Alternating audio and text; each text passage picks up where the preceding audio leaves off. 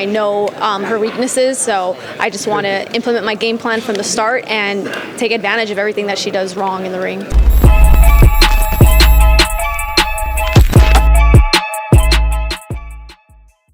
This is Jonathan Agger, 5th Pro Boxing Fans, joined by Seniesa Estrada, the unified minimum weight champion who defends her belts this Friday in Las Vegas. Seniesa, they said in a press conference, since 7 years old, this is exactly what you wanted.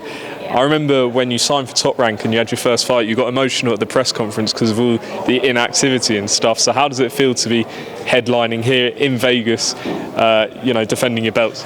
It feels great. It just feels exactly where I should be. I'm happy that I'm starting to get active again because I feel like the best of me hasn't been able to even be shown yet just because of the inactivity. So it's a perfect opportunity in women's boxing for me to be headlining right now, and a perfect opportunity to start feeling in my prime and to start feeling at my best, and that's only by being active. So I have another fight after this, so hopefully that's the Undisputed Fight, but I would definitely continue to be active. Is it hard not to overlook your opponent on Friday because that Undisputed Fight is so close? I don't overlook any opponents no matter what, whether it's a world title fight or it's just a title defense. Every opponent has some kind of danger to bring no matter what. What do you want to show the fans on Friday that you maybe haven't shown them yet? I want to show a different way of fighting because I feel like my style is very versatile. I can do so many different things. So my last fight, I faced a good champion who is a short fighter who puts a lot of pressure, and I showed how I can use my ring IQ and boxing skills to just completely outscore her every round on every scorecard. And with this fight, I'm facing an opponent who's moving, who's a mover. She's a boxer. She doesn't come forward. So now I have to show that I can cut off the ring and I can also hunt opponents down and use my footwork to do that. How important do you think her experience is heading into this fight? Obviously, she's former world champion at a higher weight class, but is that relevant or not? I know going into the fight on Friday night, she's going to outweigh me, of course, because she's a naturally bigger fighter, a natural flyweight. But I'm just focused on my game plan and what I have to do to win the fight. I've studied her fights and I know her weaknesses, so I just want to implement my game plan from the start and take advantage of everything that she does wrong in the ring. And then, you mentioned the Undisputed Fight.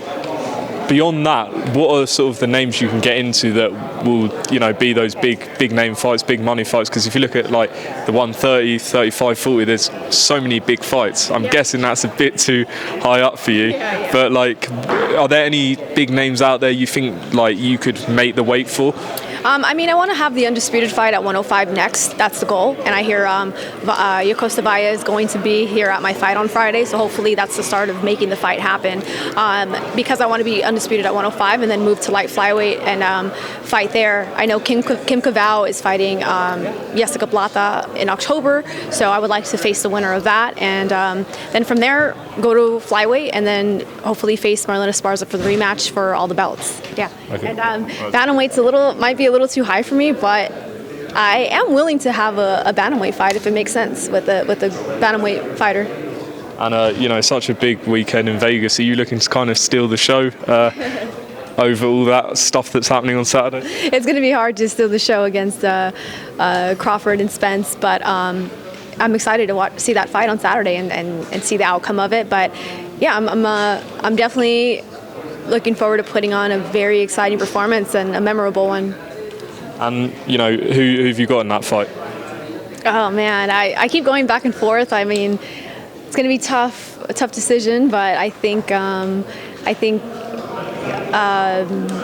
Crawford can pull it off if he uses his ring IQ and his angles and his footwork to box around Spence, and he doesn't stay inside with him too much. I think he can get the victory.